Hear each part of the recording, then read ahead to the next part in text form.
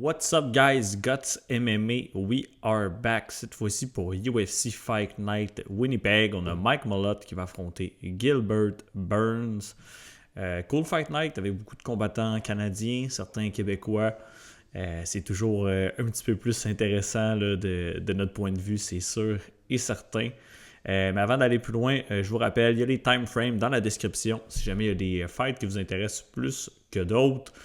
Si vous aimez ce genre de contenu, les breakdowns, etc., un like, un follow, parlez-en, n'importe quoi, c'est toujours bon pour moi. Sinon, ça se passe sur Instagram pour un petit peu plus de content. Et si vous êtes des degenerate MMA gamblers comme moi, vous voulez pousser un petit peu plus loin, ça se passe sur Patreon. Donc sur Patreon, je vais poster tous mes bets, les explications pourquoi, la grosseur des mises, etc. Donc si vous avez des questions, n'hésitez pas à me faire signe. Donc on a 12 combats demain. Il y a un fight qui a été annulé hier ou tôt ce matin entre Mitch Raposo et Alan Nascimento, donc qui a été reporté. Mitch Raposo qui est malade de ce que j'ai compris. Sinon, la pesée est faite au moment où on se parle. Tous les combattants ont fait le poids. Il y a un combat qui a tourné en catchweight. Je vous en parlerai tantôt. Là. Mais bref, that's it. Let's go. On commence tout le monde. Puis premier combat super intéressant. On a un Canadien qui va faire son UFC debut en Jamie Siraj versus John Yanis. 14-3 pour Siraj, 9-4 pour Yanis chez les professionnels. Quand même un bon favori et je comprends tout à fait pourquoi. 31 ans, les deux, vous voyez, ça se ressemble là, beaucoup là, à quelques 2 semaines près pratiquement là, leur différence d'âge. Combat chez les Bantamweight, intéressant parce que Jimmy Siraj avait l'habitude de combattre chez les 145 livres de ce que j'ai vu. Même je pense c'est déjà battu à 155 way back. Donc au niveau de la taille, 1 pouce de plus de grandeur pour Siraj. La portée, on l'a pas en ce moment pour Jamie. Communauté largement du côté de Siraj. Et c'est mon avis également. Si on regarde les odds, vous voyez, moins 256 là, pour Jamie Siraj. Puis j'ai l'impression que c'est kind of accurate. Si on commence du côté de Yanis, vous l'avez déjà vu peut-être une fois au UFC. 9-4 chez les pros. Il avait été signé vraiment dernière minute là, pour affronter Austin Bashi à son dernier combat. C'était pas un super good look, là, on s'entend.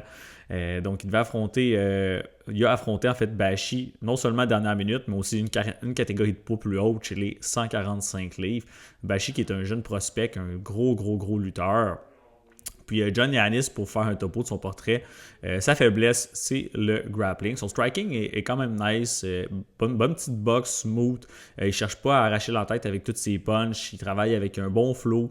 Il varie son tempo, son power. Il mixe les coudes dans la game. C'est quand même un dog. Il va mettre de la pression. Il a du cœur, il faut lui donner. Mais c'est vraiment au sol sa grande faiblesse. Puis on l'a vu à plusieurs reprises. Le fait de se faire takedown par Austin Bashi, no shame. Mais par exemple, le fait de se faire takedown une seule fois puis de choquer avec la première, le premier amené au sol, c'est pas un super good look. Sinon, si vous voyez, il était là, champion chez Fury FC. Son combat contre Nick Aguirre, qu'il a gagné justement KO TKO au 4e round. Le premier round, il s'est fait amener au sol, il s'est fait backtake, il s'est fait contrôler pour la majeure partie. Deuxième round, même chose, il s'est fait takedown. Troisième aussi. Quatrième, son adversaire, il a kind of gas out, il a réussi à reprendre le dessus. Fait que oui, il a gagné, mais au niveau du grappling, ça lookait pas good. Puis sinon, il y a une autre défaite par sub, si on monte ici contre Gabriel Wanderley. Il a brassé, il a fait ce qu'il voulait avec, puis il l'a soumis là, au deuxième round. Fait que c'est vraiment pas son realm. Après le combat contre Austin Bashi, c'était probablement un one-shot deal parce que vous voyez, il y avait un combat de cédulé à Fury FC. Finalement, il s'est pas battu là. Puis là, turns out qu'il come back pour affronter Jimmy Siraj. Short notice relativement aussi, ça fait peut-être 2 semaines que ce combat-là est booké. UFC à Winnipeg, ils ont besoin de Canadiens là, pour remplir la carte. Ils signent Jimmy Siraj, ils trouvent un match-up pour lui. Puis un match-up favorable, là, on va se le dire. Jamie, c'est un black belt en jiu-jitsu. À l'inverse de John Yanis, il veut amener le combat au sol à tout prix. Niveau striking, il est gros désavantage, là, on va pas se le cacher. Pas le plus technique, pas le plus explosif debout, pas nécessairement une grosse puissance de frappe. C'est vraiment un classique match-up grappler versus striker. Par contre, il sait sa force c'est où, c'est au tatami, puis il va chercher à amener le combat au sol rapidement et souvent, quitte même dans certains combats à pull guard pour amener le combat là, au sol, il aime mieux être sur son dos que debout, je pense. Pourquoi? Ben, il est très actif avec les subs. Sur tape, on le voit sur la scène régionale, il essaie des arm bars, des heel hooks, des arm triangles, puis même si en dessous, justement, il va essayer de créer des opportunités pour reverse, ends up on top, il est très bon pour aller chercher le dos. Vous voyez, il y a 7 victoires par sub, il y en a 5 que c'est des rear naked choke. Puis on a vu John Yanis donner son dos là, dans plusieurs reprises. Puis ces 2 défaites par soumission, ce sont des rear naked choke. Champion Tough Enough, champion BFL. Puis il a quand même affronté des bons dudes, honnêtement, sur la scène régionale. Vous voyez, Donny Matos, Gustavo Herak, c'est des combattants qui sont peut-être un petit peu plus vieux, mais c'est des combattants d'expérience qui ont des bons grappling. Diego Brandao, il s'est fait knocker au premier round là, par un spinning wheel kick. Peut-être lui donner un pass là-dessus. Je veux dire, on n'a pas eu le temps de le voir bien. En général, de ce que j'ai vu, il est durable, il est capable d'encaisser des punches tout de même, si on oublie ce petit flaw-là. Il a déjà combattu là, sur 5 rounds. Vous voyez qu'on émate Abrashitov, qui est un autre bon fighter. Un gros dogfight back and forth. Finalement, il va chercher le finish au 5e round. Bref, je pense qu'ici, Jamie Siraj, il sait c'est quoi son avantage. Il va y aller souvent. Par contre, il y a l'aspect short notice qui peut donner un peu plus de volatilité. Mais aussi, comme je disais, je pense que c'est sa première coupe de poids là, à 135 livres. Fait que c'est quelque chose tout de même à prendre en considération, à voir comment que ça va sortir. Mais honnêtement, j'ai vraiment l'impression là, que Siraj, il va commencer le combat, il va shooter des takedowns très très rapidement, à essayer d'aller chercher le dos, puis ultimement soumettre John Yanis. Ça va être ma prédiction en ouverture de carte. Donc, premier Canadien en action qui devrait ramener la dub, à mon avis. Next up, on a John Castaneda versus Mark Vologdin. Un combat très intéressant. Puis je vous parlais là, d'un issue à la pesée aujourd'hui. Puis c'est sur ce combat-là. C'est un combat qui était cédulé chez les 135 livres. Puis turns out, quand Vologdin embarque sur la pesée, ça a été finalement, on va dire, négocié à 139 livres. Drôle de chiffre, oui, je suis d'accord avec vous. Puis c'est clairement du side de Castaneda que ça a cloché. Donc, Vologdin qui ont décidé de prendre le fight, qui ont négocié un poids autre, vu que Castaneda allait manquer le poids visiblement. Donc, Castaneda qui s'est pesé beaucoup plus late là, durant la fenêtre de weigh-in et qui était à 139 livres. Mais il y a clairement eu une bad cut là, pour devoir négocier à ce point-ci. En général, c'est pas des bons signes. Ça peut cacher des blessures, des problèmes dans le camp, whatever. We don't know. Mais pas un bon look en partant du côté de Castaneda. Mais mis à part ça, si on regarde le profil, 21-8 là, pour John, 12-4 et 1 pour Vologdin, qui est un léger underdog ici. 34 ans pour Castaneda, 26 ans pour Vologdin. Le poids, ben, on le voit, vous voyez. 5-6 Castaneda, 5-3 Vologdin. Avantage de portée significatif, là, vous voyez, 6 pouces de plus là, pour Castaneda. La communauté, ça, je suis surpris, je vais vous avouer, là, qui est plus du côté là, de Vologdin. Ça, je trouve ça particulier ici. Puis, écoutez, si on regarde les odds, justement, ça l'a-tu bougé depuis à peser? Non, moins 125, moins 105. C'est une ligne qui a oscillé un petit peu là, au fil de la semaine.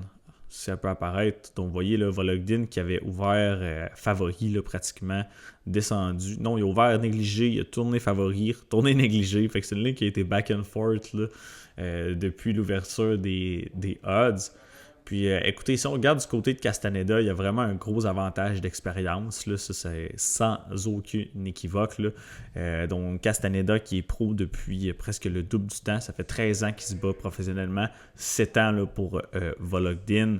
Il est 21-8 face à 12-4-1. Donc, même en termes de combat, beaucoup plus d'expérience. Plus de combats UFC contre des meilleurs niveaux de position. C'est quelque chose à souligner. Là, Mark Vologdin, prospect intéressant, oui. Mais qui a battu sur la scène régionale? Personne. Personne du niveau là, de John Castaneda. C'est sûr et certain. Là, la plupart de ses victoires, c'est contre pas des bombes, là, mais pas du high-level guy. Puis Castaneda, à l'inverse, vous voyez, si on va voir son résumé, pas sur la meilleure streak, non. Mais il s'est battu contre Nathaniel Wood, Eddie Wineland, qui était un vet dans le temps, Miles Jones, Daniel Santos, Gafurov, Marcos Gutiérrez. Fait que vous voyez, il a quand même affronté des adversaires très décents là, dans sa carrière. Il y a l'avantage de gabarit. Je pense qu'il y a des avantages, oui, l'expérience, je l'ai dit, là, mais au niveau du striking défensif, Volodin, on l'a vu, il y avait le Fight of the Year de Contender Series, puis le Fight of the Year overall, à mon avis. Mais Juan Adrian Martinetti, il a piece up avec tout ce qu'il veut, là, surtout en 2-3. Volodin, qui est all offense, zero defense. Très, très explosif, il faut lui donner athlétique. Il est tout petit, là, mais il pack un méchant punch. Volodin, qui, je crois, a l'avantage de puissance là, entre les deux. Par contre, justement, techniquement, debout, j'aurais tendance à aligner légèrement du côté de Castaneda. Peut-être moins de puissance, mais il est un petit peu plus sharp avec ses mains. Il y a des sneaky head kicks, à mon avis. Par contre, ce que j'ai noté on tape, c'est que Castaneda, il tend à se battre vraiment bien. Du moins mieux quand que c'est à son pace, qu'il est capable d'imposer son rythme dans le combat.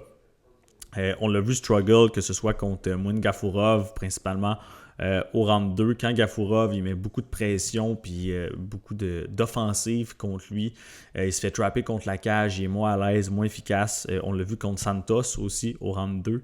Un combat où il a droppé... il y a des arbitres qui auraient arrêté ce combat-là au premier round. Finalement, Santos survit. Castaneda, il kind of gas out. Santos qui pressure, beaucoup d'agression au deuxième round puis qui va chercher le finish. Même chose contre plus récent, là, Daniel Marcos au round 3. Qui met beaucoup de pression, puis Castaneda, on voit qu'il est moins à l'aise. Donc, je pense que c'est un combattant qui shine plus quand il impose son pace, moins efficace sur le back foot, là, puis contre une grosse offensive. Son chin, douteux à mon avis aussi. Il a scoré 4 knockdowns au UFC, mais il s'est fait knockdown à 3 reprises. Et une fois dans ses 2 derniers fights, là, également. Donc, son chin, questionnable là, à mon avis. Quand même 34 ans, je veux dire... il commence à être un produit fini, on va dire ça là, comme ça. Volodin, par contre, beaucoup plus jeune, je pense qu'au niveau durabilité, très gros avantage. Je pense qu'il y a plus de cœur.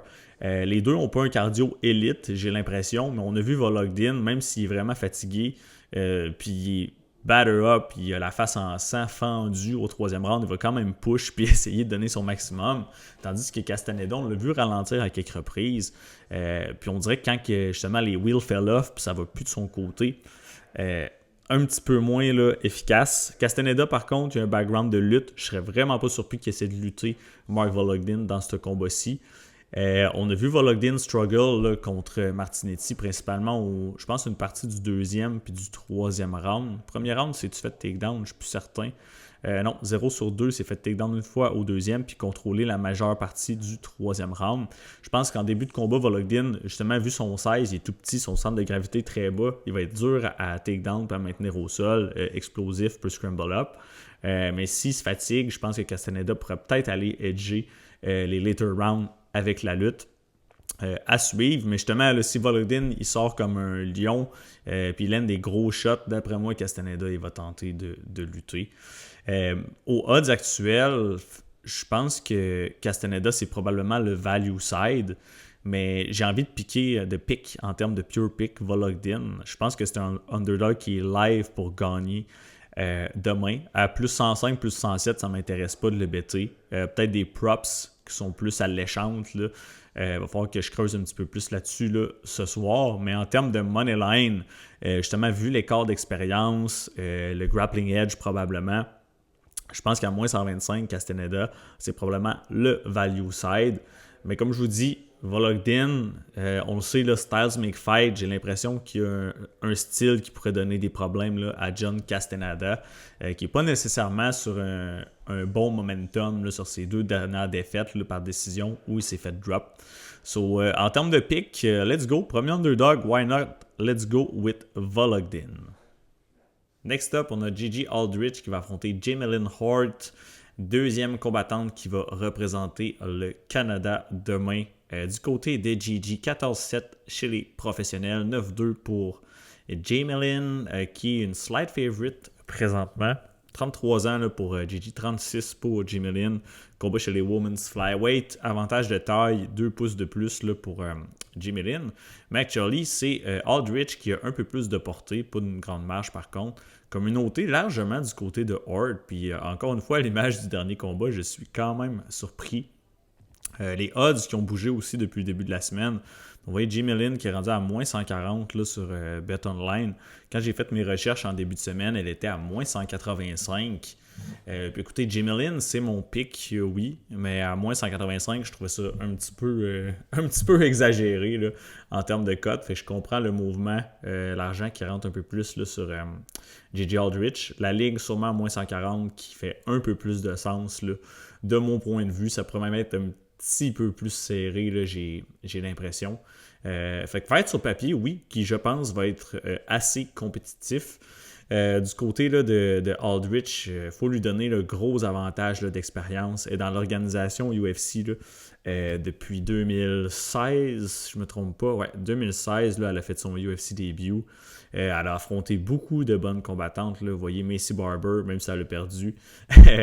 Sa défaite contre Mazo, ça vieillit pas bien. Demopoulos, Robertson, Blanchfield, Da Silva, Hardy. Fait qu'elle a affronté quand même des combattantes décentes.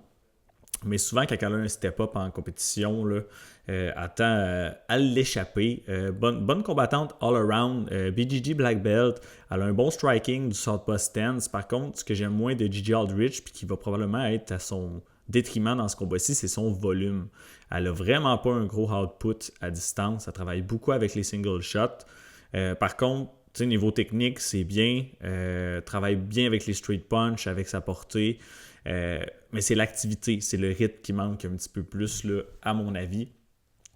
Des fois, elle mixe les takedowns, elle peut être opportuniste avec les amener au sol, mais en général, c'est pas son bread and butter. Puis quand on la voit en top, elle n'a pas nécessairement le contrôle le plus impeccable.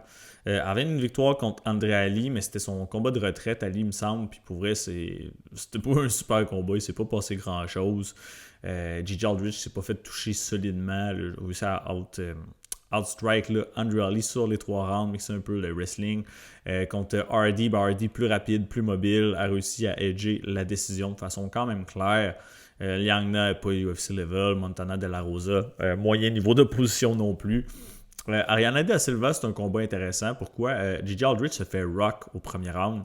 J'ai l'impression que quand Aldrich a fait toucher solidement, genre au wobble sonné, elle perd un petit peu sa composure. Je pense pas que c'est le best nails dans la division. Donc, quand elle est à l'offensive, tout ça va bien, mais quand elle se fait toucher avec des gros shots, j'ai l'impression qu'elle peut perdre un petit peu ses moyens, du moins de ce que j'ai vu là, on tape par le passé. Mais sinon, elle a une coupe de bonnes victoires. Là. On sait, là, Gillian Robertson, justement, qui shine là, dans la division, qui n'avait pas réussi. Vous voyez, un takedown sur 6 là, de Robertson, donc solide performance ici. Probablement une de ses meilleures victoires là, sur papier, là, d'ailleurs. Donc, puis du côté de Jamie Lynn Horde, c'est quand même drôle parce que sur pré-tape, j'étais là, il me semble que c'est pas la plus mobile, explosive, mais qui est très forte physiquement. Puis turns out, quand je check le tape, ces 2 derniers fights, là, je la trouvais beaucoup plus mobile, justement, plus bouncy, light-footed, bon mouvement latéraux quand même. Je pense même qu'elle est probablement plus mobile que Gigi Aldrich. Niveau de l'explosion, ça doit être pas mal kiff-kiff. Je dirais la vitesse explosion, je pense que ça va pas mal s'annuler. Niveau de la puissance, je slide légèrement du côté de Jamie Lynn Horde qui pack a good punch.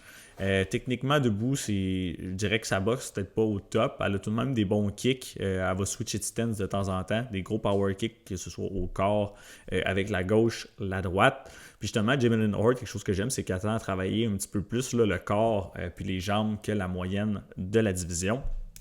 Sinon, physicalité, j'ai abordé le sujet, mais Jamie Lynn Horde, très forte physiquement. Si elle réussit à mettre la main sur vous, vous amener dans le clinch, vous voyez là, elle est très très physique. Par contre, elle s'est fait amener au sol, elle s'est fait contrôler dans le passé. Peut-être pas la meilleure takedown defense. Correct, là, je veux dire, mais peut-être pas la best in town. Puis elle revient de 2 très belles performances, mais les intangibles autour du fight, pas que faut pas lui enlever son crédit, mais reste que ça enlève un petit quelque chose pareil. Demopoulos, qui est une 115 livres. Je pense même qu'il a peut-être pris le combat short notice contre Jamie Hart, qui est énorme à 125. Demopoulos, qui n'avait aucune réponse. Je pense que Vanessa pourrait se battre chez les 105 livres s'il y avait une division 105. On voyait vraiment l'écart justement de taille qui faisait une très grosse différence ici. À la smoke sur 3 rounds, on a passé à ça de la finir même. Dernier combat contre Teresa Bleda, qui n'est pas une excellente combattante, mais justement qui est réputée pour être extrêmement physique. Jamie Hart qui la knock au premier round, réussit justement à la outstrength à close range, mais Bleda qui était compromis, je pense qu'elle avait une grosse blessure au genou en arrivant à ce fight-là, puis qui a décidé de combattre pareil. Fait que tu sais, j'enlève rien à la victoire, mais Bleda, elle avait quand même une grosse prise là, en arrivant. Sinon, elle a perdu contre Maverick, qui était une espèce de lay-up en compétition. Contre Hardy aussi, un genre de lay-up en compétition. Win contre Petrovic, mais combat très serré, pas le meilleur look. J'ai l'impression que quand même, à 36 ans, Hart fait du progrès, ce qui est habituellement les combattants, les combattantes plus âgés, on le sait, là, j'aime dire que c'est des produits finis. Mais Jamie Hart qui semble faire du progrès tout de même. Oui, il est plus vieille, mais sa carrière est très très jeune. Puis j'ai l'impression que dans ce combat-ci, c'est capable de mener la danse puis d'avoir juste un output un peu plus élevé que Aldrich. Aller mixer un peu le clinch, elle est très bonne là, justement avec le dirty boxing, etc. Elle pourrait edger ça là, sur la carte des juges. Aldrich tout de même durable. Elle va être dure à mettre out de là, j'ai l'impression. Même si, je vous l'ai dit, par contre, on ne sait jamais. Aldrich, c'est peut-être pas le meilleur nails dans la game. Si Jamie Hart réussit à la connecter avec des gros punches solides, pourrait peut-être la mettre out. Mais plus souvent qu'autrement, je pense que ce combat-ci va aller à la décision. Puis que Jamie Lynn va edger, pas de gros, je pense que ça va jouer sur des thin margins, mais avec un volume supérieur, puis probablement plus de succès là, au corps à corps. Fait que confiance, je dirais low à moyenne. Ça va être serré pareil Aldrich, qui est une vétérane, qui en a vu toutes sortes dans l'UFC depuis longtemps. Fait que combat intéressant, j'ai hâte de voir comment ça va tourner. Mais Jamie Lynn Hart, ça va être là, mon pick pour ce combat-ci. Next, on a Melissa Kroden versus Daria Zelezniakova. J'espère que je l'ai bien prononcé. Kroden qui représentera le Canada demain. 7-3 chez les pros. 10-2 pour Daria qui est une slight underdog ici. 36 ans pour la Canadienne versus 30 ans.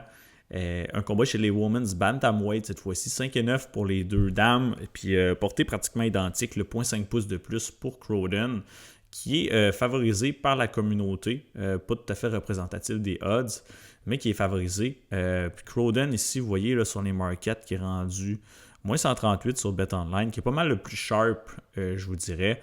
Ce qui fait quand même du sens. Je vous avoue que la ligne, elle m'intéresse un brin ici. Moins 175, moins 185, je ne toucherai pas à ça. Mais moins 138, même si ça continue de descendre, who knows, ça pourrait être un petit poke qui en vaut la peine. Puis, écoutez, j'explique comment je vois le fight suivant. Deux combattantes qui ne sont pas nécessairement super high level éprouvées, j'ai l'impression, dans une division qui n'est pas la plus deep. Là. On s'entend chez les Women's Bantamweight. Et puis Kroden qui fait son début au UFC un peu sur le tard, on l'a dit, 36 ans. Un peu à l'image quasiment de Jamie Lynn Hart, même si elle a plus d'expérience.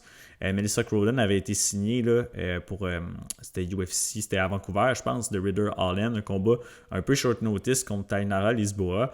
Puis turns out, c'était un méchant bon fight. Elle a eu de la difficulté au premier round, réussi à revenir au deuxième. Puis termine Tainara Lisboa à 28 secondes là, à la fin du fight. Grosse performance ici. Kroden qui a un bon striking, son striking est décent, elle utilise bien son jab, son travail à distance, pas par contre la plus rapide, la plus explosive là, à mon avis, mais on voit qu'elle a du grip, c'est surtout là, justement au niveau du clinch, puis le top game, si elle réussit à amener son adversaire au sol, elle est nasty avec son ground and pound, que ce soit vraiment là, au top en position dominante ou même contre la cage, si elle a réussi à créer de l'espace, là, très solide dans ces eaux-là, puis même que c'est pas mal là qu'elle va chercher toutes ses finishes. Là, vous voyez Kroden qui a 7 victoires chez les rangs pro, puis ce sont tous des finishes. Vous voyez 6 KO, TKO, une win by sub aussi. À chaque fois qu'elle a vu la carte des juges, par contre, elle a perdu. Puis en général, c'est pas des gros knockouts à distance. C'est vraiment, vous voyez, là, du ground and pound au sol ou en position là, dominante. Fait que c'est vraiment là son bread and butter. Puis du côté de Luana Santos, ben c'était pas un bon match-up stylistique pour elle vraiment. Je l'avais quand même piqué cette fois-ci. J'avais même un pari sur Crowden. Je pense que c'était une slight underdog parce que Santos attend à fatiguer. Puis on a vu Melissa Crowden pousser au travers de la fatigue justement pour terminer Tainara Lisboa. Mais dans ce combat-ci, Luana Santos, qui est une excellente judo girl, réussit à amener Melissa Crowden au sol, puis à la maintenir là pour des longues périodes, juste avec un scarfold, puis bref, not a good look. Crowden, autant est dominante on top que sur son dos, ça lookait pas super bien. Mais on voyait Luana Santos qui voulait rien avoir à faire debout là, contre Melissa Crowden. Elle a perdu clairement là, sur la décision des juges. Mais encore une fois, c'est ça, le match-up, la base de judo de Luana, ça ne l'a pas pardonné. Là, on est dans un match-up complètement différent là, en Daria Zeleniaskovia, qui est plutôt une striker. C'est simple de même à dire. Elle se bat bien à distance, un peu à l'image de Crowden. Là, elle sert bien de ses straight punch, elle utilise bien son range. Puis honnêtement, elle cogne quand même dur là, pour la division. Son dernier combat contre Melissa Mullins, ça l'a pris 1 minute 30, là, puis Mullins est bossed up, elle a la face en sang tout rouge. Fait que d'ailleurs, je pense qu'elle a une boxe probablement supérieure. Les mains un petit peu plus rapides, la puissance peut-être légèrement également, du moins là, dans les mains. Par contre, pas parfaite, là. Elle n'a pas de end movement, c'est une cible facile, sa défensive, autant qu'elle a une grosse offense, qu'elle cogne dur, qu'elle est très très touchable debout. Puis sur son dos, ben non, je parlais du bottom game là, de Crowden, je pense que c'est vraiment pire ici du côté de Daria. C'est fait takedown 3 fois par Monty Rendon, qui est vraiment pas une très bonne combattante, on s'entend. C'est fait takedown 3 fois, contrôlé pendant 5 minutes 24 durant ce combat-ci. Un combat qu'elle a réussi à gagner, mais pas un super bon look. Aylin Perez, on le sait, elle ne joue que par la lutte. Takedown Daria aisément, mais Aylin Perez, c'est pas nécessairement la plus grosse threat de Jiu-Jitsu. Va chercher un arm triangle au premier round, puis je me souviens, la première fois que j'ai tapé ce fight-là, j'ai envoyé des photos au coach de Jiu nordique. J'ai dit, c'est normal de finir un arm triangle dans cette position-là, puis il était là, non, pas du tout. C'est comme elle se fait arm triangle, mais son adversaire est dans la demi-garde. En tout cas, d'habitude, il faut que, à la limite, en mount, c'est rare, ça arrive, mais il faut que tu passes ton corps sur le side complètement. Mais là, c'est un arm triangle de la demi-garde, c'est vraiment un drôle de look. Puis son dernier fight, c'est un rematch. Elle s'était fait annihiler la première fois sur la scène régionale par Melissa Mullins au sol. C'était fait, je pense, TKO au premier ou au deuxième round. Cette fois-ci, elle a réussi à avoir la décision. Mullins, qui n'a peut-être pas assez lutté, qui s'est fait bust up aussi en commençant. Mais Mullins a quand même réussi à aller chercher des takedowns à plusieurs reprises. Je pense qu'elle fait tout de même du progrès. Daria est moins facile à amener au sol là, qu'auparavant. Mais si on réussit à la mettre sur son dos, ça va être difficile, surtout contre une Crowden qui est excessivement agressive avec le ground and pound et avec le top control. Donc bref, un combat que je pense qui debout va être serré. À distance, là, je pense que ça va être back and forth. Les deux vont se connecter solide. Les deux vont être bloody up.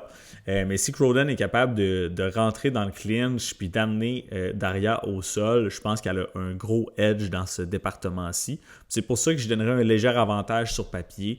Une slight favorite, c'est comme ça que je la classifierais. Puis à moins 138, c'est ça, je pense que ça fait quand même du sens pour de vrai. Moins 138, on parle des odds. Attends, on va aller ouvrir ma petite table. Moins 140, c'est quoi? 58% peut-être de probabilité. Voyons voir. Moins 140, ouais, 58%. Fait que je pense que ça fait du sens. Son grappling, son clinch game pourrait faire une différence ici. Donc, je vais sider du côté de la Canadienne encore une fois pour le match suivant. Melissa Crowden for the win. Comment, par contre, ça c'est une bonne question parce qu'on sait que Crowden, elle n'a jamais gagné une décision. Fait que clairement qu'on pourrait leaner du côté du finish. Si c'est le cas, peut-être plus du TKO, mais encore une fois, derrière, on l'a vu que soumission, là, submission defense, c'est pas sa grande force. Fait qu'un ou l'autre, ça pourrait faire du sens.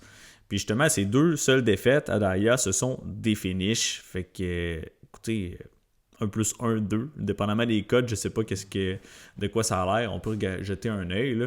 Mais probablement que si Crowden elle gagne ce combat-là, elle va gagner par finish le plus souvent là, qu'autrement. Voyons voir ici. Crowden ITD plus 220. Ouais. C'est un peu short à mon avis. Plus 2,75, ça fait un peu plus de sens. J'aurais aimé ça voir du 300-ish. Par knockout, ça doit pas être en Croden. Ok, quand même, vous voyez là. ITD plus 2,20, c'est sûr vous êtes cover des deux côtés. Mais si vous linez plus sub ou KO, là on a du plus 500, plus 600.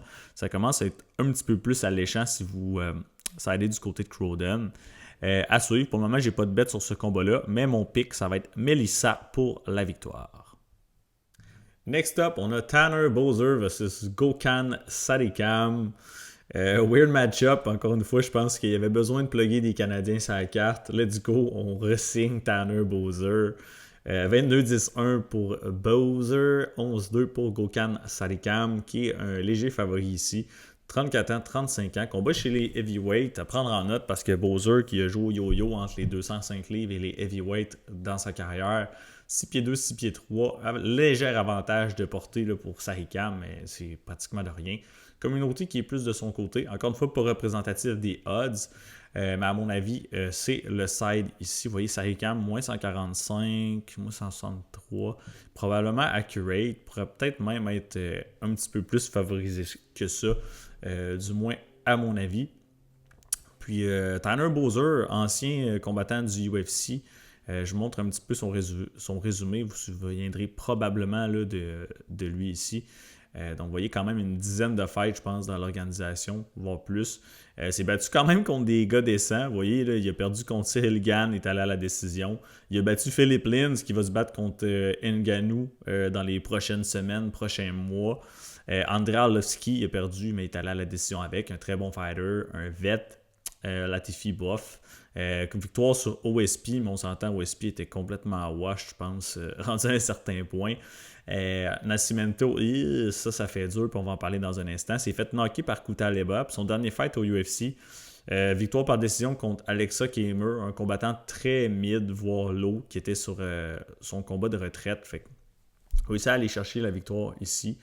Puis Tanner Boser, que ce combat-ci chez les heavyweights, justement, mais je pense que c'est vraiment ça devrait être un light heavyweight, il n'est pas énorme pour la division.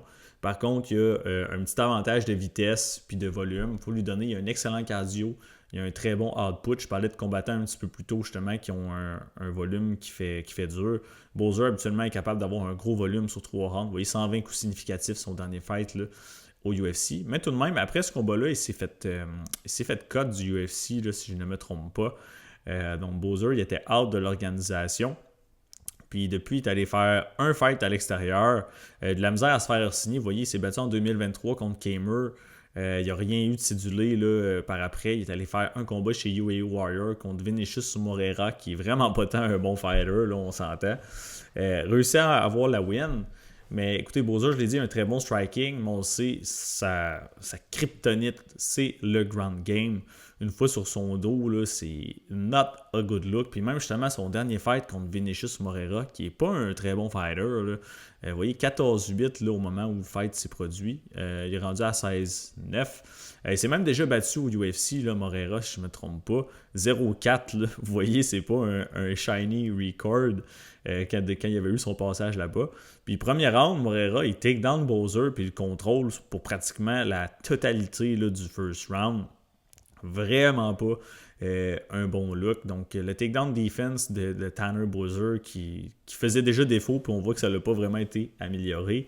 Kutaleba, 205 livres, très explosif, réussi à le takedown une fois, là, c'était pas trop difficile. Mais ici, contre Nascimento, qui est un heavyweight qui est vraiment pas très bon, qui n'est pas reconnu pour avoir un pedigree de lutte, qui take down Tanner Boser. Là, vous voyez, 3 fois dans le combat sur combien d'attempts? Sur 7, mais qui a 8 minutes de contrôle là, sur la totalité du fight. Ça, c'est un des plus gros red flags en allant à ce combat-ci qu'on peut trouver. C'était vraiment pas une belle performance là, de Boser. Puis du côté de Sarikam, ça va être son UFC début. Vous voyez, il s'est jamais battu dans l'organisation. Il était plutôt actif chez Bellator, si je ne me trompe pas. Bellator ou PFL, j'ai un blanc. Heavyweight qui est tout de même athlétique. Un vrai heavyweight, là, je pense pas qu'il pourrait couper là, à 205 livres aussi facilement là, que Tanner Boser le fait. Fait que vous voyez, ouais, exactement. Bellator, 5-2 dans l'organisation. Beaucoup de KO, TKO s'affiche. Tout de même 2 défaites. C'est 2 défaites justement contre Oleg Popov et Steve Murray.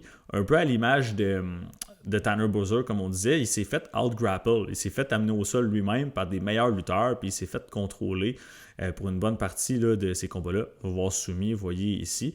Mais en vrai, c'est un fighter qui descend debout, moins de volume que Boser, mais je pense qu'il cogne plus fort. Striking très très fonctionnel, ça a bien du sens, mais il aime ça mixer le ground game dans ses combats. Il y a une bonne lutte définitivement supérieure là, à Tanner Boser. Puis on l'a vu justement dans son combat, c'est contre qui déjà?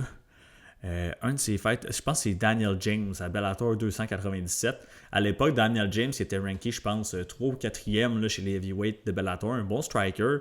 Puis on voit là, Sahikam qui le take down à répétition, puis qui lui donne toutes sortes de troubles au sol, puis qui va edger la décision comme ça. Puis c'est un peu l'image que j'ai de ce combat-ci. Je pense que Sahikam, UFC début, il va combattre intelligemment. Il est pas mal sûr qu'il sait là, les faiblesses là, de son adversaire. Là. Si je le sais, j'espère que son camp il sait. Il va probablement pas trop hang out debout là, pour des périodes prolongées. Je pense qu'il va lutter Tanner Boser souvent et rapidement. Puis edger, peut-être un finish, mais Boser qui n'est pas nécessairement le plus facile à mettre out. Il s'est fait KO TKO par Kutaleba, mais c'était à 205 livres, plus grosse cote de poids, ça peut affecter le chin. Puis Kutaleba est vraiment explosif là, en début de combat, il est puissant.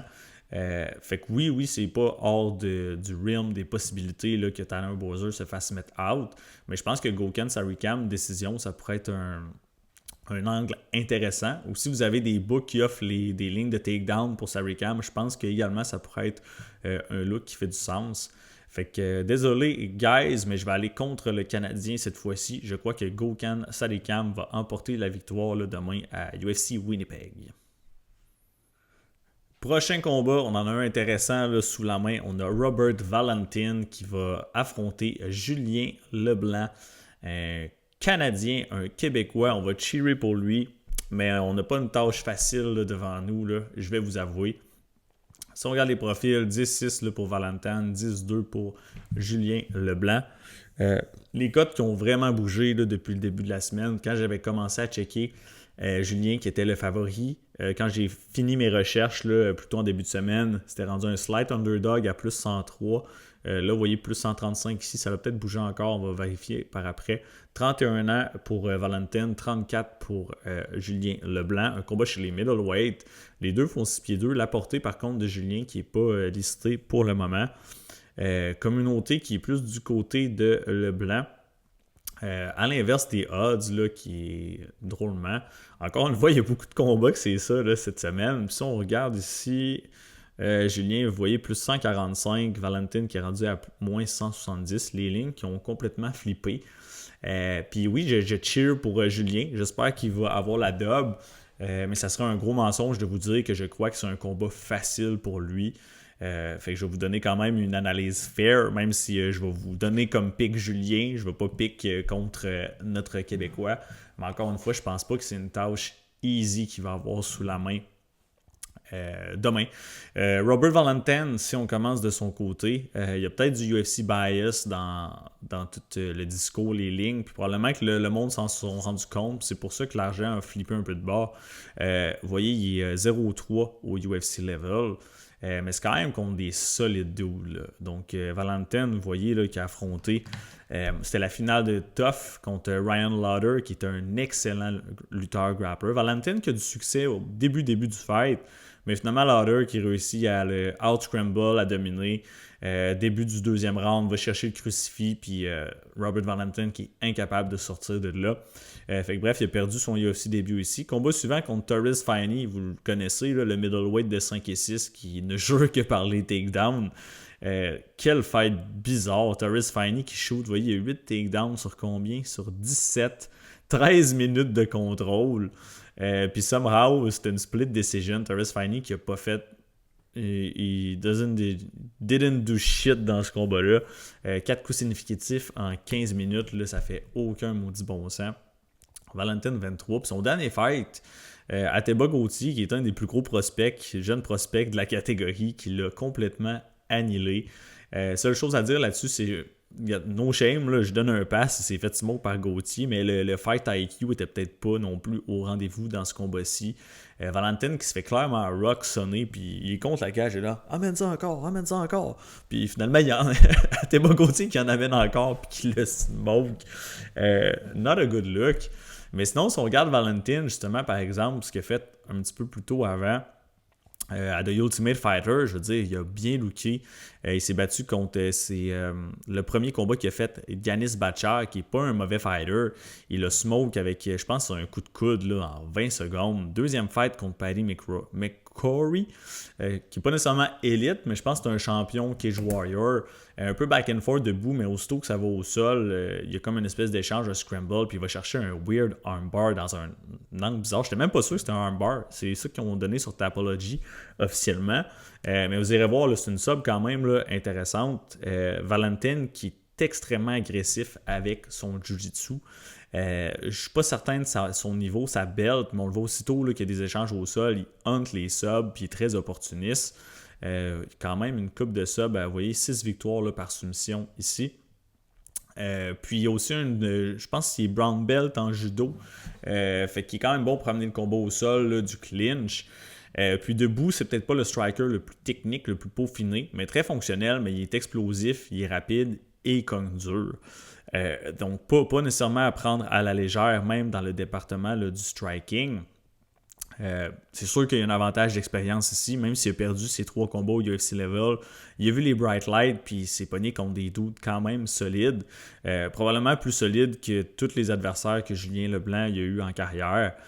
Julien qui est pro quand même depuis longtemps, je l'ai ici, ça fait 12 ans qu'il est professionnel, Julien. 10-2, donc pas une tonne d'activité. Vous voyez, pour X, Y raison, là, on peut le voir ici, il y a eu beaucoup là, de cancellations là, au fil de sa carrière.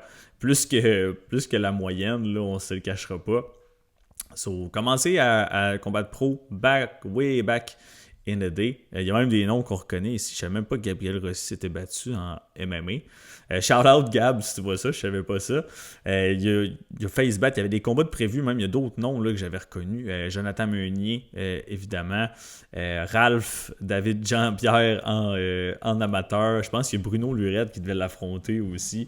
Shout out à tout le monde là, si vous écoutez. Écoutez, dernièrement, champion samouraï.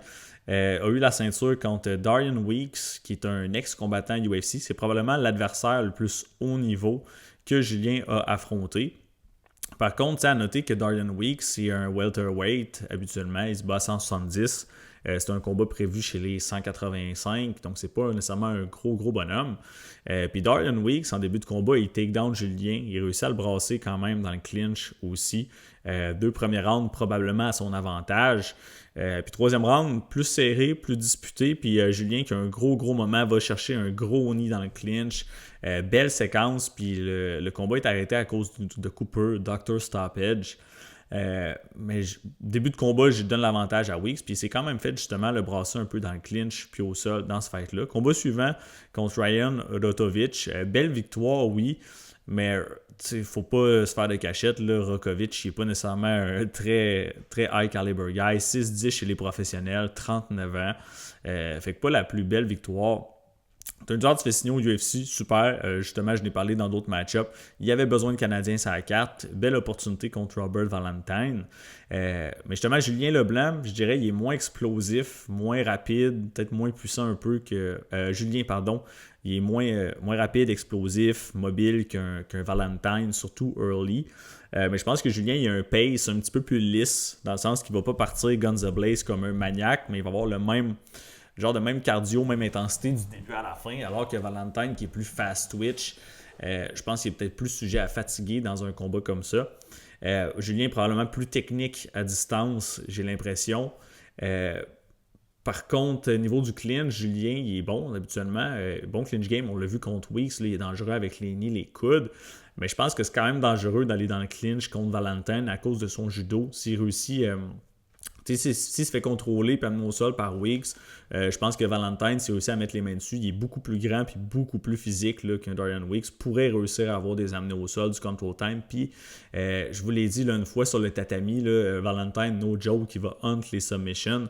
Fait que je pense que le premier 5 minutes, là, le early fight, il va falloir qu'il soit très très prudent, là, Julien. Ça va être mon pick, mais encore une fois, ça va pas être un walk in the park. On va cheer pour lui. J'ai vraiment hâte de voir comment ça va tourner.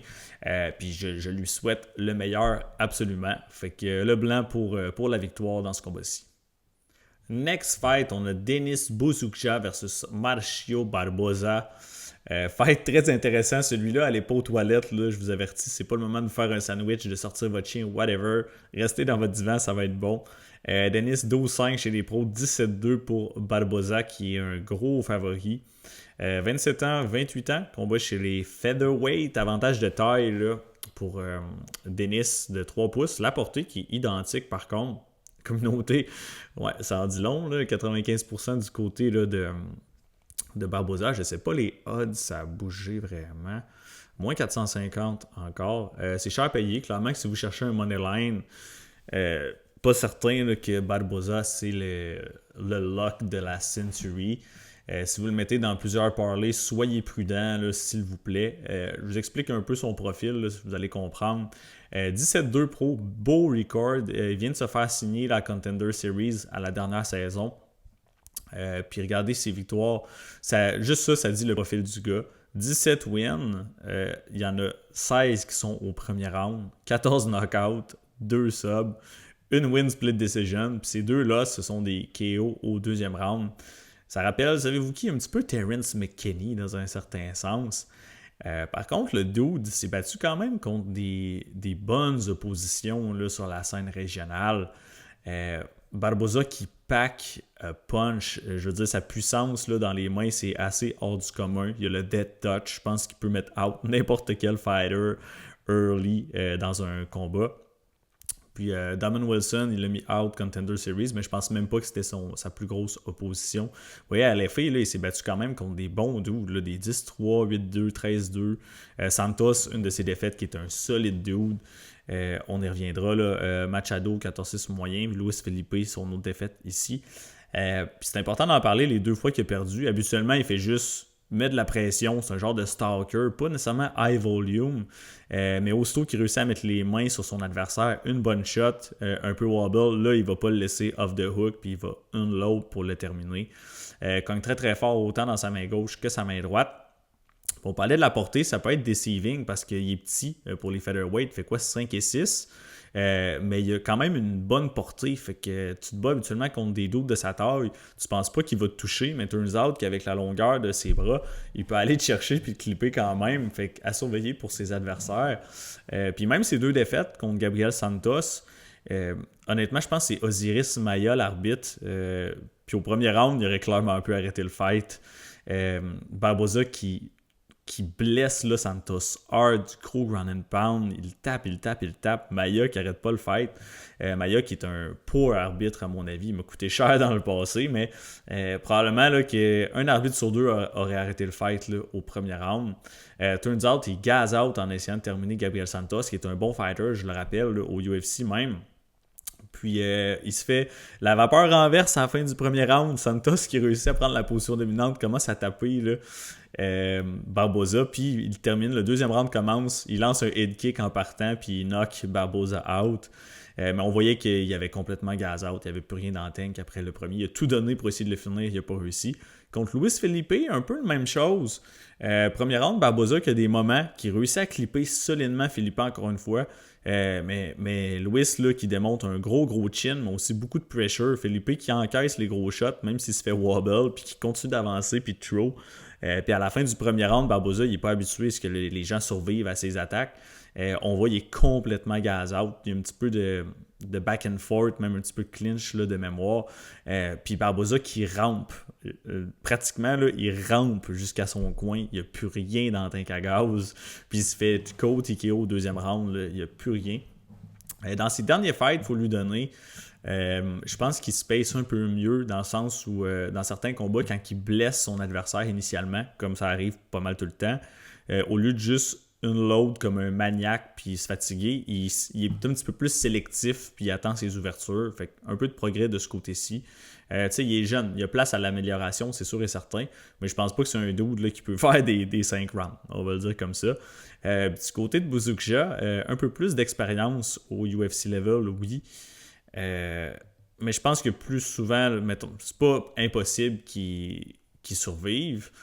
Mais vu son style, j'ai vraiment l'impression qu'il va se faire clip au premier round. Pourquoi? Buzukja, qui est un bon striker, il est quand même technique, il a un bon footwork, il cogne quand même dur aussi, il faut lui donner des bons counter-punch. Je pense qu'il y a une offensive plus variée là, qu'un Barboza. Buzukja, vous voyez ici, là, si vous ne le connaissez pas. C'est ça, un striking un petit peu plus polyvalent. Il a clairement un meilleur cardio, oui. Mais son chin est un petit peu susceptible, on va le dire comme ça. Il est susceptible à être crack. Puis l'autre chose qui m'inquiète vraiment, c'est qu'il accepte beaucoup trop la pression. On l'a vu là, notamment contre Jamal Hemmers, qui est un autre espèce de gars très athlétique qui commence rapidement. Hemmers pressure right away. Buzukja qui accepte justement, il est sur le back foot, puis il se fait trap rapidement. Corner, boom, gros shot KO premier round. Not a good look. Conor Matthews, ça, c'est une belle performance, mais pas contre nécessairement un super haut niveau d'opposition. Il y a un bon bounce-back ici. Puis contre Marshall, au premier round, même chose, Marshall qui trappe là, Dennis assez facilement. Fait qu'il est facile à pressure, facile à mettre dos à la cage, puis il se fait knockdown au premier round. Summerhouse survit, il faut lui donner. Là, il a fait preuve de beaucoup de résilience dans ce combat-ci. Finalement, c'est un combat qui va back and forth, mais premier round, c'est presque fait terminer. Puis les coups qu'il mange justement là, au premier round, c'est pas des coups que tu peux encaisser d'un Marcio Barboza. Sa défensive est un peu poreuse à Dennis. Fait que, clairement que le scénario le plus probable, je pense que c'est Marcio par finish au premier round, probablement un knockout. Par contre, c'est un spot qui pourrait être intéressant en live bet. Si vous voyez que Dennis, là, il réussit à passer au travers de la tempête puis il survit, les odds vont sûrement être juicy pour Denis Buzukja au deuxième round. Puis même pré-flop, si vous regardez ici, on va le trouver là. Dennis round 2, round 3. Si vous sidez de son côté, ce serait probablement vers ça que j'irais. Buzukja round 2, vous voyez du plus 1800, des gros props assez juicy. Donc, si vous êtes de son side, ça peut être intéressant, là, un petit stab à ça. Mais mon pick, ça va être là, Barboza. J'ai l'impression qu'il va se faire expose tôt ou tard, Barboza, mais ce ne sera pas Dennis là, qui va réussir à le faire. Next, on a Thiago Moises qui va affronter Gouge Young. Moises 19-9 chez les pros, 10-3 pour Young. Moises, un léger underdog sur Tapology, 31 ans, 25 ans. Combat chez les lightweight, en termes de taille, de portée, vous voyez, c'est pratiquement identique.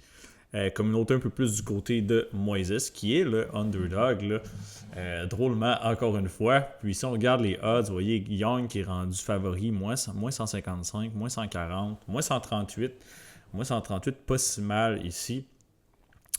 Puis si on commence du côté de Thiago Moises, un vétéran au niveau du UFC, là, vous voyez, dans l'organisation depuis 2018.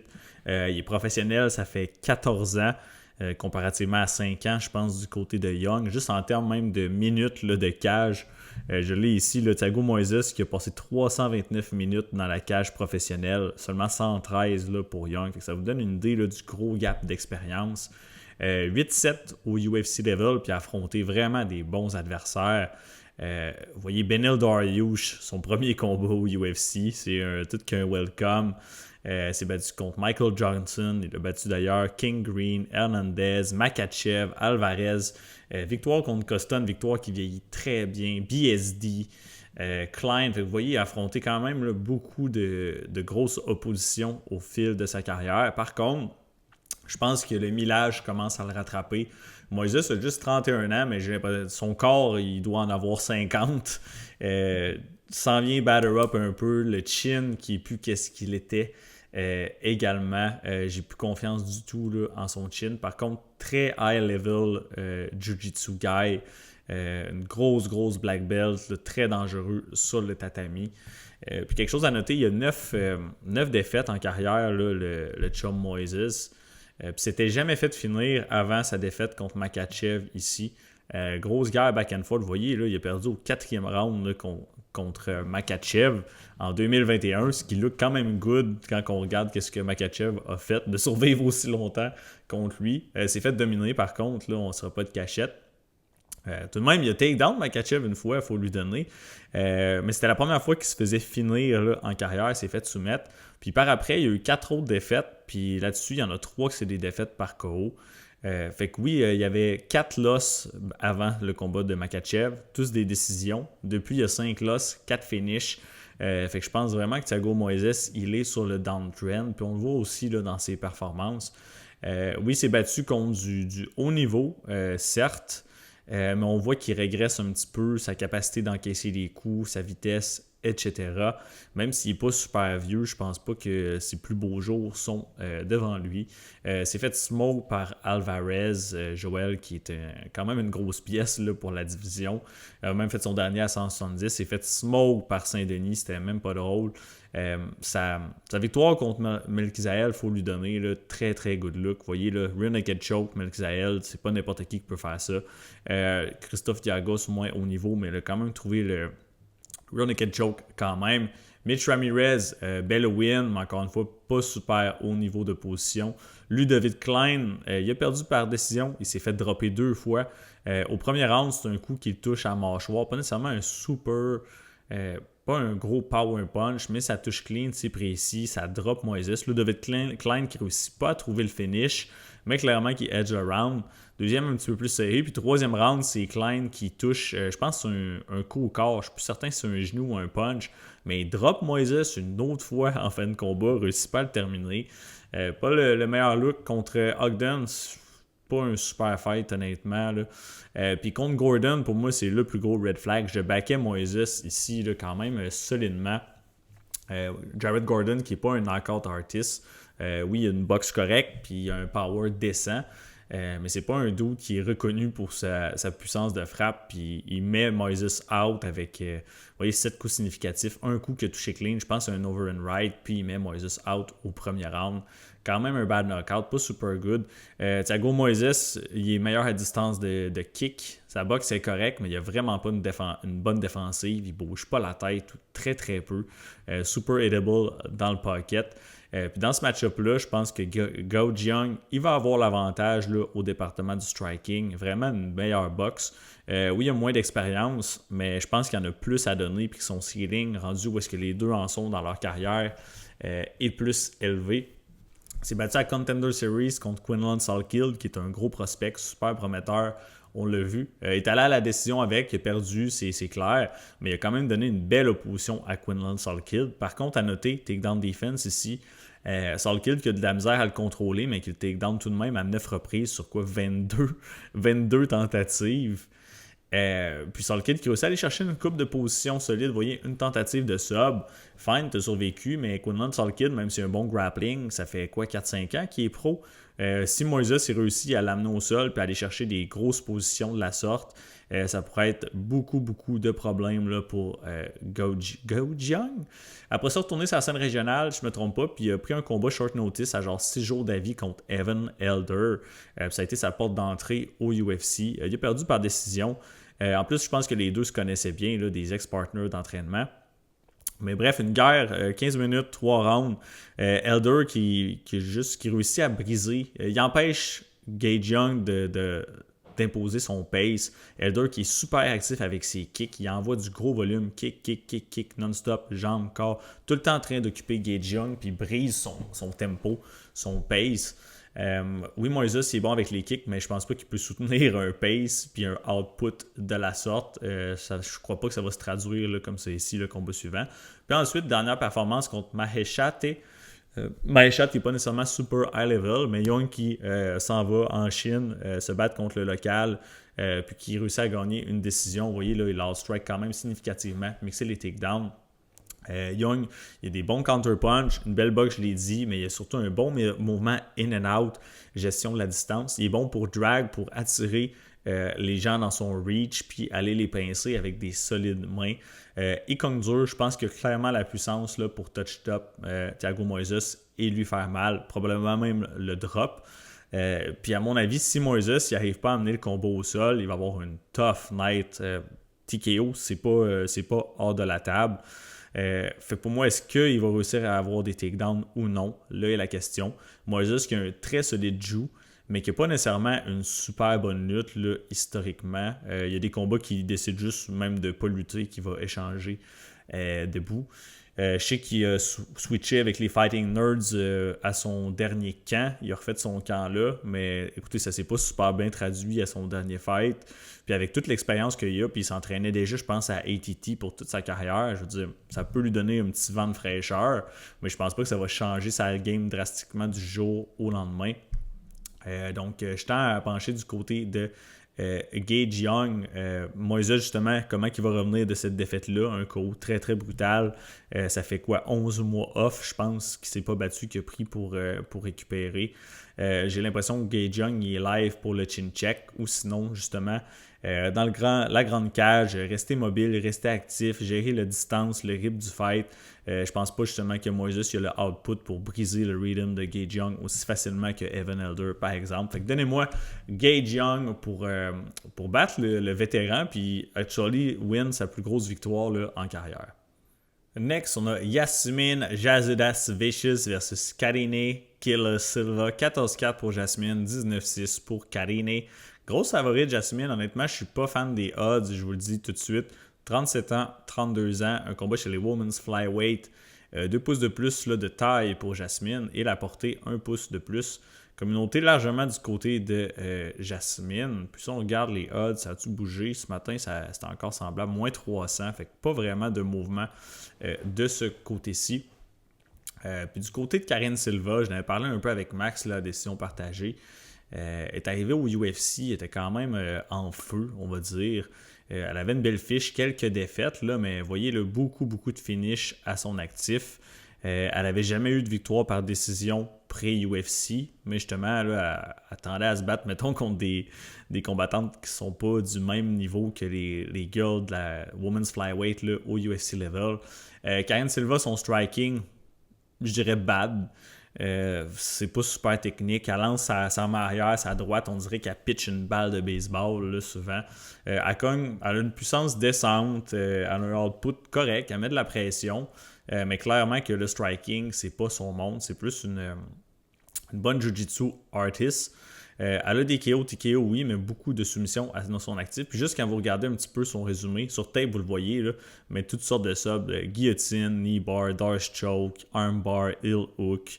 Fait qu'elle peut aller chercher triangle choke, toutes sortes de soumissions de diverses là, positions également. Puis même au UFC level, même si elle a un peu moins de succès, là, évidemment, là, vu le niveau de position, elle average quand même 1.5 sub-attempt par 15 minutes. Vous voyez, 2 contre Barboza, 1 contre Araujo, 1 contre Moroz, 1 contre Souza, 1 contre Botello, 2 contre Yankui. Fait que dans pratiquement tous ces combats, là, elle va chercher minimum une tentative de sub officielle. Vous voyez, dans ces 4 premiers, elle a réussi à terminer par soumission. Ça s'est chauffé un peu quand que le niveau de position a augmenté, justement. Mais bref, très agressif avec la sub. Puis même parfois, son fight IQ, elle va give up des positions pour aller chercher des subs. Puis finalement, se retrouver on bottom contre, je pense que c'est Barboza au round 3. Elle est en position dominante. Puis elle essaie d'aller chercher un heel hook. Ou peut-être contre Barber, excusez-moi. Là. Elle essaie d'aller chercher un heel hook. Puis finalement, elle se ramasse on bottom. Fait elle est beaucoup sub over position. Puis des fois, ça va se retrouver contre elle. Debout, low volume, comme je disais, pas super technique. Même quand je pense que Jasmine, probablement qu'elle va avoir le meilleur des échanges debout. Même si je qualifierais aussi Jasmine d'une combattante qui va plus shiner au niveau du grappling. Habituellement, c'est ça qu'elle cherche à faire. Amener le combo au sol ASAP, puis dominer là, on top. Top game très heavy, dangereuse avec le ground and pound, les soumissions également. Mais écoutez, c'est pas hors des possibilités que ce soit Karine qui end up dans des positions dominantes. Puis qui locked up des sub-attempts aussi. Je serais même assez surpris là, que Silva essaye pas minimum une soumission, voire 2 là, dans le fight. Puis Jasmine, habituellement, vous voyez, elle a tué. Bruno Silva a tenté de la soumettre, mais sinon, elle n'a aucune sub-attempt contre elle là, au UFC level. Fait que je suis curieux de voir là, comment ça se passe si jamais ça arrive. d'après moi, les deux vont probablement chercher à amener le combat au sol. Je tends à favoriser un petit peu Jas, je l'ai dit. Pardonnez-moi, au UFC, Jasmine qui gagne 94% du control time versus 52,7% du côté de Karine. Fait que c'est quand même un gap assez intéressant. Takedown defense de Jasmine, 75%, 25% pour Karine. Donc encore une fois, un avantage pour elle. Puis au niveau des takedowns, par contre, à thème, c'est très semblable. Les deux average à peu près 2,5 takedowns par 15 minutes. 2,43 pour être précis, Jas, puis 2,51 pour Karine, sur 5,6 attempts et 4,6 attempts. Fait que très semblable au niveau là, des amenés au sol offensives. Mais encore une fois, c'est ça, qui va réussir à amener le combat dans la position dominante, puis réussir à maintenir un bon contrôle. Là est la question à mon avis. Debout, ça risque d'être serré, mais je pense que Jasmine va probablement dominer les échanges juste à cause d'un higher output là, sur les pieds, un petit peu plus de volume puis d'activité. Mais honnêtement, je pense que moins 300, c'est vraiment des odds exagérés. Ça va jouer beaucoup plus serré que ça, à mon avis. Et si vous avez Jasmine dans 27 parlay avec Mike Malott, genre, soyez prudent. Je pique je pique Jas pour la victoire. Mais d'après moi, ça ne sera pas un combat nécessairement facile. Je pense que ça va être une guerre back and forth. Ils vont probablement échanger des positions dominantes. Il va y avoir des scrambles. Les deux vont avoir des moments. Puis ce qui m'inquiète aussi, c'est oui, Karine, peut-être qu'elle a moins performé à la hauteur de nos attentes depuis qu'elle est au UFC. Je veux dire, contre le lower level, on l'a vu, elle domine, elle les soumet. Mais contre Viviane Araujo, elle a give up des takedowns elle-même. Vous voyez ici, là, on va avoir des stats mieux un petit peu. Là. Elle peut se faire amener au sol. On l'a vu contre Araujo. Elle s'est fait takedown 3 fois. Elle s'est retrouvée dans des mauvaises postures également. Elle s'est fait takedown 3 fois par Barboza. Elle s'est fait takedown 3 fois par Barber. Fait qu'elle est susceptible à se faire amener au sol. Et elle tend aussi à fatiguer. Fait que je pense que plus le fight va s'extendre, plus ça va tourner en faveur de Jasmine qui a un meilleur cardio. Mais elle reste dangereuse. Elle peut lock up des sub-attempts éclairs de plusieurs positions. Fait que Jasmine doit vraiment être prudente. Puis de son côté, ce qui m'inquiète, là, Jasmine, c'est qu'elle revient d'une grosse défaite là, par knockout. Puis elle n'a pas fait face à tant de grapplers que ça. Quand tu regardes là, au fil de sa carrière, tu vois, c'est fait takedown 2 fois par Natalia Silva, mais beaucoup plus une fille de striking. Si on montre Maverick, elle peut mixer les takedowns, mais sinon Tracy Cortez, on pourrait la qualifier plus d'une heavy grappler, kind of. Mais elle a un bon pedigree de lutte. Mais depuis Cachoeira, Klein, Silva, Bueno Silva, un bon jiu-jitsu, mais c'est rare qu'elle va amener le combat au sol. Fait qu'elle s'est pas battue contre tant de grapplers que ça au fil de sa carrière au UFC.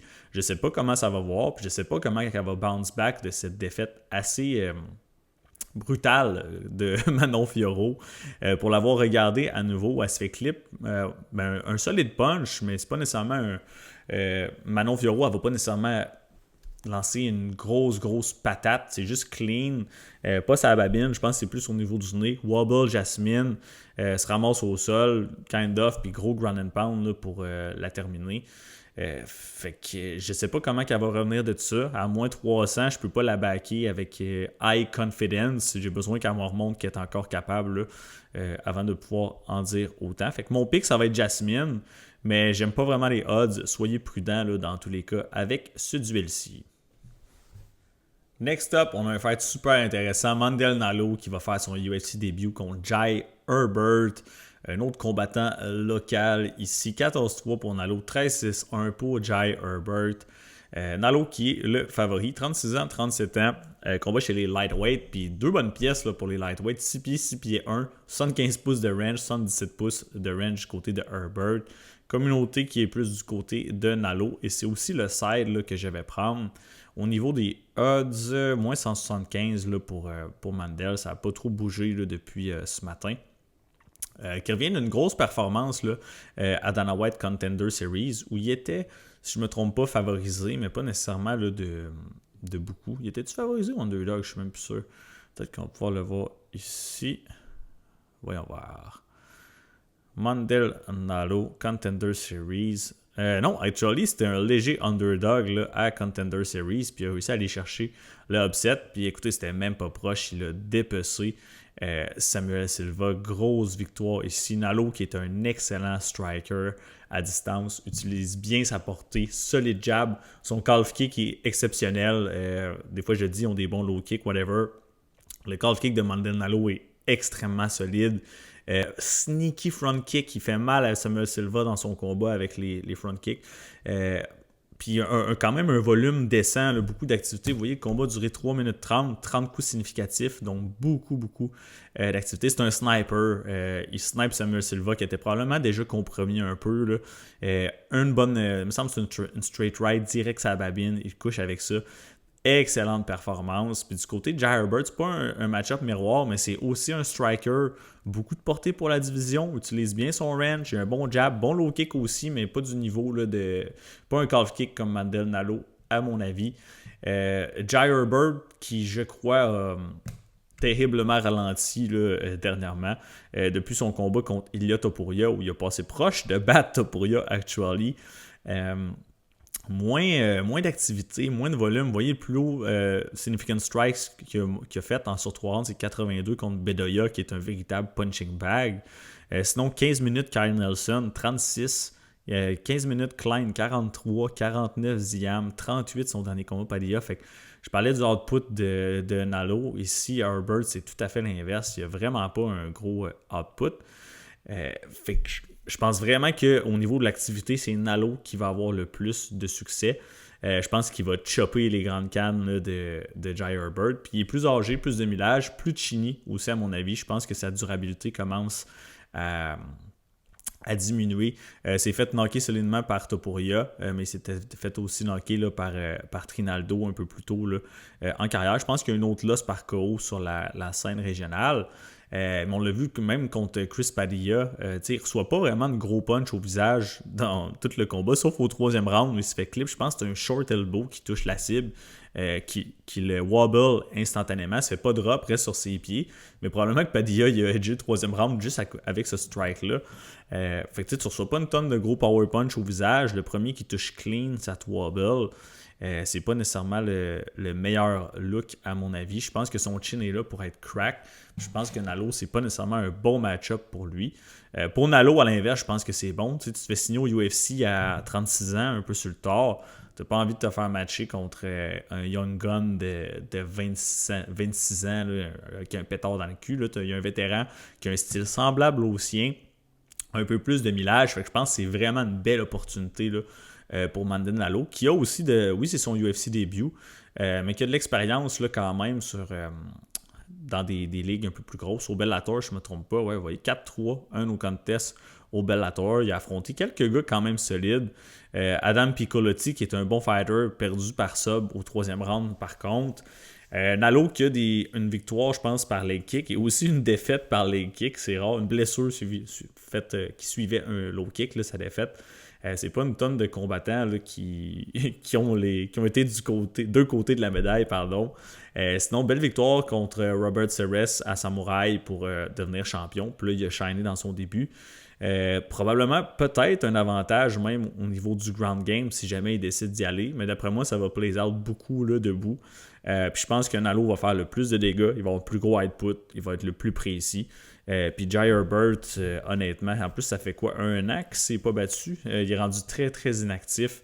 Je pense que sa carrière commence à le rattraper. Donnez-moi Mandel Nalo pour la victoire. Je pense qu'il va probablement mettre KO Herbert. Puis justement, stats intéressantes, c'est drôle parce que Nalo, il a quoi? Sa fiche exacte, je l'ai dit, 14-3. Il n'est jamais allé à la décision. Il n'a jamais vu une carte de juge en carrière. Ces 14 wins sont par finish, il y en a 8 par KO. Puis ces 3 là aussi sont par finish, 2 KO, une par sub. Peut-être qu'un look, justement, là, fight don't go to decision, quelque chose comme ça peut être un angle intéressant. Ou à l'inverse, si vous pensez que ça va play out, un pace, 2 longs strikers, style semblable, un peu plus posé, puis vous croyez que ça va s'extendre, peut-être que les numbers pourraient être décents pour vous à cause de ça. Tout dépend c'est quoi le narratif du combat en lequel vous croyez. Mais dans tous les cas, que ce soit décision ou un finish, je pense du côté de Nalo. Demi-finale, le combat que j'ai le plus hâte de toute la carte, Kyler Phillips versus Charles Air Jourdain. 12-4 pour Kyler, 17-8-1 pour Charles, qui est un léger favori. sur Tapology. 30 ans pour les deux, bantamweight, 5 et 8, 5 et 9. Porter avantage là, pour Kyler Phillips. Deux studs qui sont dans leur prime pratiquement. Ça va être un fight exceptionnel, j'ai l'impression. Communauté all over Charles Jourdain. C'est pas représentatif des odds encore une fois. Puis les odds qui ont beaucoup bougé. Vous voyez Charles qui est rendu à moins 135 sur BetOnline. C'est d'actualité, peut-être ça ne l'audra pas, mais bref, dans ces eaux-là, quand j'ai commencé mes recherches au début de la semaine, Charles était plus dans les eaux de moins 175, mais je voyais qu'il y avait une espèce de downtrend sur sa cote. L'argent qui rentre un peu plus sur Phillips, fait que je me suis dit que j'allais attendre pour le parier, puis je crois que j'ai bien fait. Moins 135, ça commence à être un prix très intéressant. Vous voyez, moins 122 Polymarket, si vous avez des odds dans ces coins-là, je pense que c'est pas mal. Mais même si vous voulez pousser un petit peu plus loin, personnellement, je ne pourrais pas faire ça. Je vais sortir ce week-end. Je ne sais même pas si je vais pouvoir écouter tous les combats live. Mais Kyler Phillips, il va probablement donner une bonne go à Charles au premier round. Du moins, Kyler Phillips, il n'a jamais perdu un premier round au UFC level. Le dude est très fast twitch. Il est super explosif, athlétique au premier round. Honnêtement, en termes de skill set, je pense que Phillips, il a des avantages au niveau de la lutte, au niveau de la vitesse, de l'explosion, mais juste au premier round, il ralentit drastiquement dans tous ses combats. Fait que premier round, il look good. Souvent, il va réussir. Si on regarde un petit peu ce qu'il a fait au UFC level, je vais vous montrer, là, mais c'est arrivé qu'il termine ses adversaires un peu plus tôt. Mais quand ça s'externe, là, c'est pas tout le temps une bonne nouvelle pour lui. Donc, vous voyez des finishes. Premier round, early, deuxième round, etc. Marcelo Rojo, moins haut le niveau, mais il a réussi à trouver un finish là, au troisième. Mais Rob Font, il a clairement le blueprint pour battre Kyler Phillips. On a eu un petit avant-goût contre Rolian Paiva. Mais autant Kyler Phillips, il commence ses combats guns ablaze comme un maniaque. Je vous l'ai dit, il est super bouncy. C'est explosif. Les kicks sortent vite. Les takedowns sont rapides. Footwork impeccable. Qu'au deuxième round, il commence à fade tout le temps. Puis quand il fade, justement, tu vois son skill set, que ce soit sa défensive, son footwork, son contrôle on top, s'il y a des takedowns, tout régresse de façon assez significative. Contre Rob Font, premier round, c'est quand même un drôle de fight, là. Mais premier round, vous voyez Phillips, il n'y a pas tant d'action debout, 10 coups significatifs. Au total, un takedown, contrôle 3 minutes 34, puis à la fin du 5 minutes, il a déjà l'air fatigué. Dans son coin, il a l'air gaz out. Puis deuxième round, oui, il y a des takedowns, mais il n'est plus capable de maintenir Font au sol. C'est Font qui commence à mettre la pression. Puis on voit les wheels qui commencent à fall off là, du côté de Kyler Phillips. Et troisième round, same thing, plus capable d'avoir ses takedowns. Son output, vous voyez, il se fait outstrike, presque double up dans les deux rounds par Rob Font. Un takedown, 2 ici, mais pas de contrôle avec eux. Rob Font qui right back up, direct sa pression, il boxe au corps. Puis écoutez, il a perdu ce combat-là in good fashion, même s'il a dominé le premier round.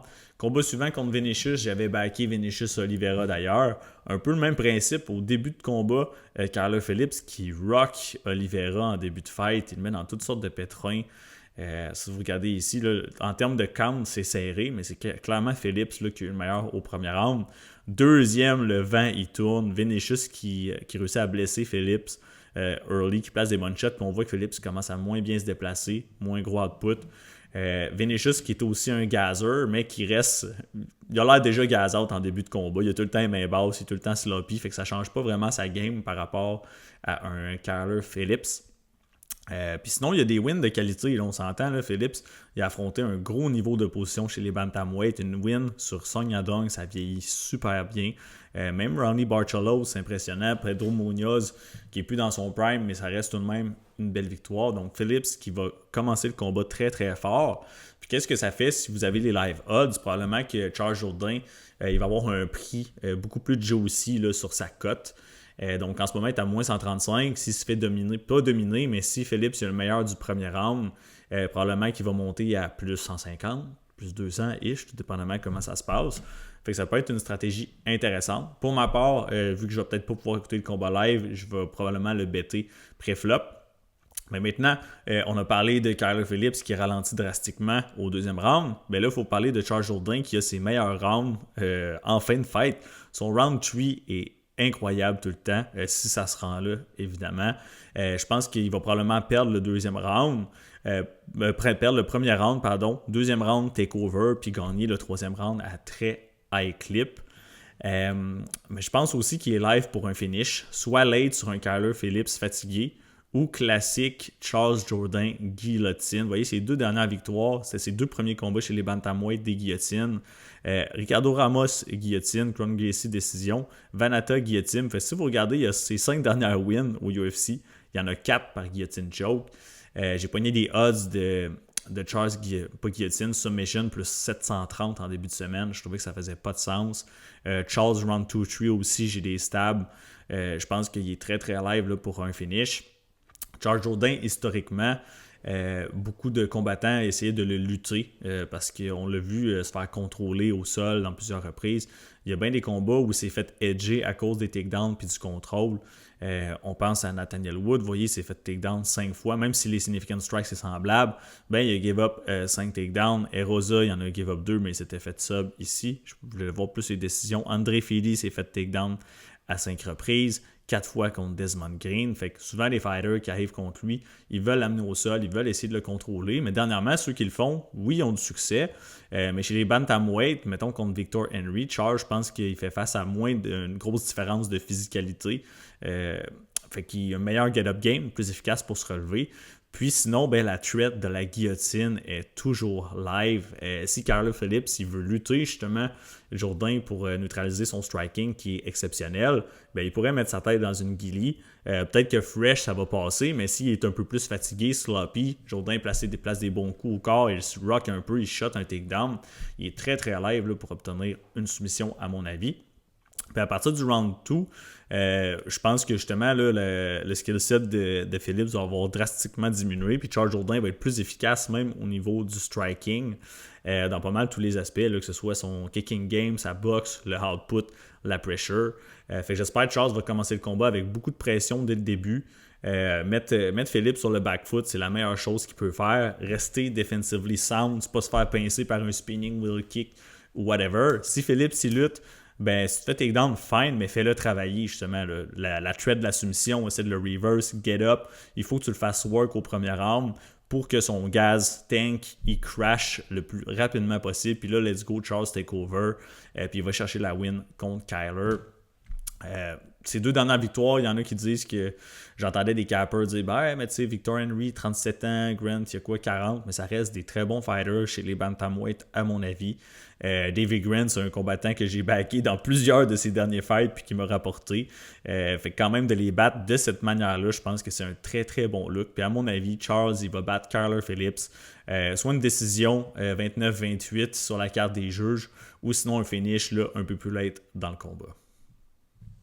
Alright, la finale, Gilbert Burns contre Mike Proper Malott, ou Malott Proper Mike Malott. La finale UFC Winnipeg, 22-9 pour Burns, 13-2-1 pour Malott, qui est tout de même un gros favori. 39 ans là, pour Burns, 34 pour Malott. Combat chez les welterweight, 5-10, 6 pieds 1. Avantage de porter 2 pouces là, du côté de Malott, communauté un peu plus là, de son side. Puis je tends à l'aîner du côté de Mike Malott pour la victoire, mais j'aime vraiment pas les odds.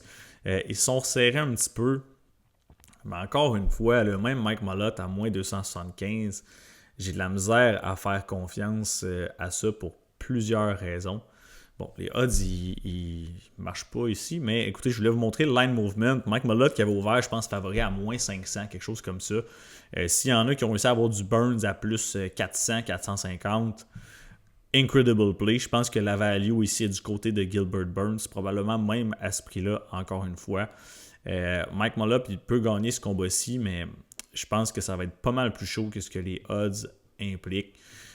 Si on commence du côté là, justement de Mike, carrière un petit peu plus jeune au UFC, vous voyez, moins de combats là, que le chum Gilbert. Au UFC, Gilbert il est 15-9, donc 24 fights. Malott, il y en a 7. Grosse différence. En termes d'expérience, pas d'expérience, mais de pratique, Mike est pro depuis 15 ans, puis Gilbert Burns depuis 14 ans. Fait que tout de même, grosse différence. Mais en termes de cage time, vous voyez, Gilbert Burns, 314 minutes versus 90, Mike Malott. C'est plus que le triple là, d'expérience de cage. Puis Mike, qui a look decent au UFC, surtout early, vous voyez, là, 4 finishes, mais pas contre du très haut niveau, à mon avis. Le combat contre Neil Manny, c'est un gros red flag. J'étais là live, j'avais des tickets avec Malott. Il m'a burn, je l'ai réécouté ce matin, j'avais envie de pleurer une fois de plus. Mike Malott qui domine pendant 14 minutes de ce combat-là. 45 dernières secondes, tu fais reverse puis ground and pound, complètement gas out. Plus rien dans le tank, pas capable de survivre aux 15 dernières secondes. Puis, tu sais, combat d'après contre Trevin Giles, je veux dire, il a gagné, mais c'était rien d'impressionnant. Là, il s'est pas passé grand-chose. Puis même lui, il disait en entrevue que, tu sais, il avait peur de manquer de jus, puis qu'il voulait se prouver qu'il avait le cardio pour 15 minutes, etc. Fait qu'il n'y a pas eu beaucoup d'action. C'est un très low pace, mais je veux dire, là, tu t'en vas te battre 5 rounds contre Gilbert Burns. Si tu as peur pour ton cardio puis tu n'as pas beaucoup d'activité, là, ça va pas jouer en ta faveur. Ensuite, le KO contre Radke, c'est bon. Radke, même c'est probablement sa deuxième plus grosse win au UFC, mais Radke, c'est pas nécessairement un top guy non plus, qui est reconnu pour être un brin chini. Belle win quand même, mais pas super gros niveau de position. Puis le combat contre Kevin Holland, c'en est tellement un weird. Mike qui drop le premier round, finalement il y a les low blows, Kevin qui semble compromis, on sait pas trop ce qui se passe, c'est vraiment un weird fight, du moins de ce que j'ai trouvé. Puis quelque chose à souligner, c'est Mike Malott, oui, je pense que c'est une black belt en jiu-jitsu, mais pas du niveau que Gilbert Burns. Puis écoutez, son takedown defense, là, vous voyez, là, 14%. Ça m'inquiète. Mickey Gall l'a takedown une fois sur un attempt. Pas Mike Malott. Neil Manny l'a takedown une fois sur 2. Holland l'a takedown une fois sur 1. Même à Contender Series, ici, Simon Smotriski, who the fuck is this, l'a takedown une fois sur un attempt. Là, t'es contre Gilbert Burns. Gilbert, il a 39 ans, bientôt 40, mais je pense qu'il a un bon fight IQ. Je pense qu'il est intelligent. Je pense pas qu'il va arriver dans le fight et qu'il va vouloir brawler avec Mike Malott. Je pense qu'il y a beaucoup de chances que Gilbert Burns essaie de le grappler. Puis à l'inverse, Gilbert Burns, on va voir de son côté, il y a quand même des takedowns dans plusieurs de ses combats contre des gros fighters. Même s'il n'est pas reconnu pour être un super high-level wrestler. Il y a takedown Michael Morales une fois qui est extrêmement physique, qui va se battre pour la belt. Il y a takedown Brady une fois qui est un grappler exceptionnel, top contender actuel. Il y a takedown JDM 7 fois ex-champion. Pas réussi à takedown Belal par contre. Masvidal, pas un gros grappler. Takedown Magny. Mais vous voyez où est-ce que je veux en venir. Gilbert Burns, je pense qu'il a les skills pour takedown Mike Malott. Puis si Mike il subit un heavy grappling pace en début de fight, je pense que son cardio il va crash out puis que ça va pas être une bonne soirée pour lui. Je pense que les conditions de win de Mike Malott, c'est un knockout puis probablement assez tôt dans le combat. Puis tu sais, c'est dur de backer un gros favori de la sorte quand la seule façon que tu penses qu'il peut gagner, c'est un knockout early. Parce que s'il ne le trouve pas somehow, il y a 5 rounds pour travailler. Gilbert Burns, on sait, il a déjà fatigué dans le passé, mais il va pousser au travers de la fatigue, puis il va être capable là, de se battre sur 5 rounds. Alors que Mike Malott, il a quit pratiquement sur un 3 rounds contre Neil Manny. Puis Gilbert Burns, oui, il est sur 4 défaites de suite, les plus vieux, mais je vous l'ai dit, regardez les noms qu'il y a là. Pensez-vous que Mike Malott, il peut battre un de ces 4 gars-ci? Honnêtement, j'ai beaucoup de doutes. Fait que même si Gilbert Burns est plus vieux, s'il arrive là avec un bon game plan puis il peut extend Mike Malott, je pense qu'il est vraiment live pour la victoire. Sinon, debout au niveau du striking, Mike Malott a l'avantage, je pense. Clairement, niveau technique, niveau de la puissance, les deux est comme quand même dur. Mais Mike, il manque peut-être un petit peu de output, à mon avis. Souvent, il ne va pas bring un super gros niveau d'agression. Puis encore une fois, s'il a peur de gas out, je pense pas qu'il va avoir un volume de malade en commençant le combat. Gilbert, oui, s'est fait knocker par Morales, mais Morales, il va se battre pour la ceinture. Il l'a dit lui-même que c'était le gars de toute sa carrière qui a combattu, qui cognait le plus dur. Le dude, il coupe genre 50 livres pour faire 170. C'est une pièce assez phénoménale. Jack de la Maddalena, il dominait, il gagnait les 2 premiers rounds. Il s'est fait pincer par un knee out of nowhere au 3e, puis JDM a gagné. Oui, il s'est fait craquer, son chin, c'est plus pareil, la durabilité, c'est plus pareil, mais au nombre qu'on a les odds, je pense que Gilbert Burns, c'est le side. Donc, est-ce que vous leanez sur un early finish de Malotte ou non? Je doute que ce combat-là y aille à la décision. Probablement Malotte early ou Gilbert Burns late, ce serait mes penchants. Gilbert Burns round 3, 4, 5, des props super intéressantes. Mais encore une fois, c'est vraiment un combat difficile d'approche niveau bet, à mon avis. Mon pick, ça va être Malotte. Je pense qu'il est quand même plus fresh, il y a quand même plus de millage. Il y a des bonnes chances de clipper Burns early. Fait que oui, j'aurais tendance à le prendre comme gagnant. Mais en termes de bet, aucune chance que j'ai Mike Malotte dans aucun parlay cette semaine. Puis même des props sur lui, je ne penserais pas. Là, je vois pas de value là, de ce côté-ci. Même ça se pourrait que mon pick il flippe d'ici demain. Mais c'est comme ça que je vois le combat, honnêtement. Je pense que les odds font pas de sens. Ceux qui ont pris du Gilbert Burns early à des nombres de fous, congrats. Mais sinon, Mike Malotte, je peux pas le backer là, à moins 300 là, dans ce combat-ci. Il faut qu'il me prouve qu'il est capable. Parce que c'est un gros step-up en compétition, mine de rien, pour lui. Puis dans le passé, il m'a pas montré qu'il y avait nécessairement tous les outils là, pour passer ce test-là. Fait que that's it, guys. C'est ce qui conclut UFC Fight Night Winnipeg. Comme je vous ai dit, moi j'ai quelque chose là, en fin de semaine. Je m'en vais à l'extérieur. Je vais peut-être pas voir tous les combats live. Je vais suivre les résultats. Mais clairement, je vais faire mes devoirs pour le recap. D'ailleurs, ceux dans le Patreon, le recap va arriver un petit peu plus tard qu'à l'habitude, probablement, vu que je vais être à l'extérieur, mais on va le faire. Puis là-dessus, soyez prudents avec vos bets. Si jamais vous avez des questions, vous voulez jaser d'un fight, n'hésitez pas à me contacter. Ça va être un grand plaisir. Là-dessus, je vous souhaite une bonne fin de journée. Peace out.